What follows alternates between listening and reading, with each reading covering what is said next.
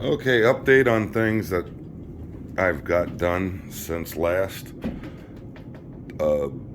We did the stub outs for the kitchen. To refresh our memory, the kitchen is going to be 2 sinks. So let's back up and look at that.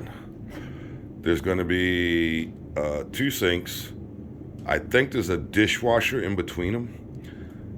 So we did a 12-inch spread on this because of the same deal that we had over here. When you drill down through the floor, you'll hit a joist or a stud, and up here, the stud. So I just always go by the drain and then center it out. Now it's a kitchen sink, big cabinet, so 12-inch spread is no deal, no problem. You're not going to see it because the cabinet doors will be closed most of the time. But the fun part was making up these supports, and I wanted it rigid and sturdy. Rigid and sturdy. What a combination. So that was done. And the other thing we accomplished, other than setting up our new workstation here, we're gonna stage here and do the rest of the house. We're on the first floor, so we will stage out from here and finish the job from this location. We have another workstation on the second floor, so we got that pretty good. So another thing we did, this is the common bathroom. Still have to nail that support, but we did get the domestic hot and cold. If you remember, this was the riser, so we had to do it this way. I'm not a great fan of PEX because as I beat myself up to keep stuff aligned and straight, it's hard to do with PEX on a roll. PEX also comes in straight pieces. However, for this job, the PEX was purchased and it was here when we got here. I mean, I added a little piece here and there, but it was already rolled, so we weren't gonna go out and buy more PEX. That made no sense. So we got the water closet done, and this is the tub shower. And here you see the bottom of the tub. We're gonna get the waste and overflow toe touch assembly on that today, and hopefully do the master bathroom. This is the lavatory. There was a gigantic hole for the drain, and I'll show you from upstairs. There's a little notch for the hot water pipe. That's why that support is there. If I can push it over in its notch where it belongs and then put this support in place, that'll be good. And this is done. Again, you'll see the long sweeps. I kind of tend to like that more than fittings. I'd rather see a long sweep if I could do it than an elbow with 2 connections.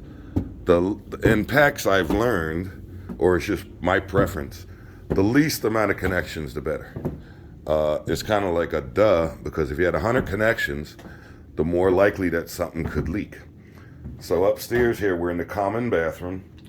This is hot and cold. This is going to be the water closet. You can see that's ready. And here you see the back of the tub. So we're going to be working on this today. And I'm like this stub up idea. Just get the PEX up, stop. I really want to do this in all the bathrooms.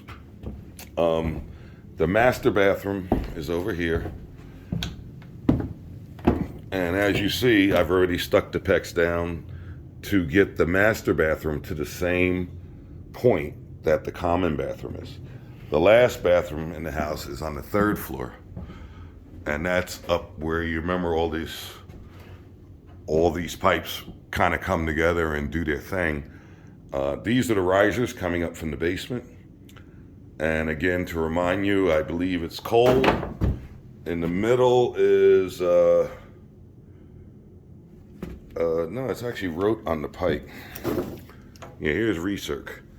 Recirc's on the end, domestic hot's in the middle, and this is the bathroom. There's your trap for your tub. This is the lavatory. You can see the holes are popped right there and there for the lavatory. And the water closet is over here. And there's an addition to there, and this is actually a sink, an extra, like a hand sink outside of the bathroom. Over here is the laundry tray. Here it is. So this is, we're gonna PEX this out hopefully today, just have all the stuff stuck upstairs. And then we'll go back and do the support. The supports seem to be what's burning time. To get all the supports made like I just showed on the video for the kitchen, because each one's different. I mean, there's nothing, there's no cookie cutter going on here. I mean, this looks different than any other lavatory. It had to go this way, and it is what it is. As far as inspection goes, I was going to get a partial for the natural gas, but the inspector, like I said, has surprise visit about twice already. Basically, he's approved the job. There were a few issues where I had options, and I asked him which option would he walk away from. And that's always a great question for an inspector, because don't forget, guys, they have a license too. And I've said this in other videos, unless the guy's a complete, you know what, I doubt any inspector just wants to walk in the house and knock people down. Now, I've seen some nasty guys out there, but if it's in code, I mean, it's a waste of his time or her time. But that said, there are guys out there who are not so nice. But most of them, if you say, hey, I want to do this, and I got option A, B, and C, you know, which one would you walk away from? They're usually pretty good. They'll just say, hey, you know what, that'll work, or this will work, or do it that way. So, you know, ask the person. Always ask. Don't just do, and then the guy gets there, and you start a you know what match. You're gonna lose. You're not gonna win, because you have those 3 magic words in the code. And actually, the wording has changed. All through me doing this, it was local administrative authority.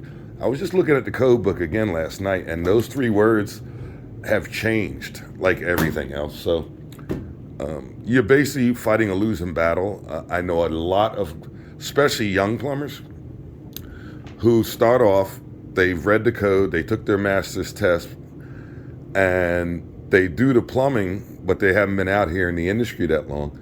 And as soon as the inspector shows up, they want to start a fight with him because they believe they're in code. Well, you have failed, because you're talking about someone who has a bunch of inspections to do during the day. I'm not saying it's right. And he'll just wait you out. You put your friggin' permit will go right to the bottom of the pile. Because, again, you're dealing with guys who are usually licensed masters. So they've done what you're doing. The only place I see that is really odd is the state boards themselves. In our state, I believe it's only 2 licensed masters on the board. Who knows what else is on there? But those usually are the ones who help us. The rest is probably bureaucracy. So, all right, well, we'll keep the videos coming. Thanks for watching. And this is video again. Our intention of these videos are for the owners of the properties. They're out of state, a lot of them, and they get a kick out of the videos. They also ask questions, so it's helpful both ways. All right, see ya.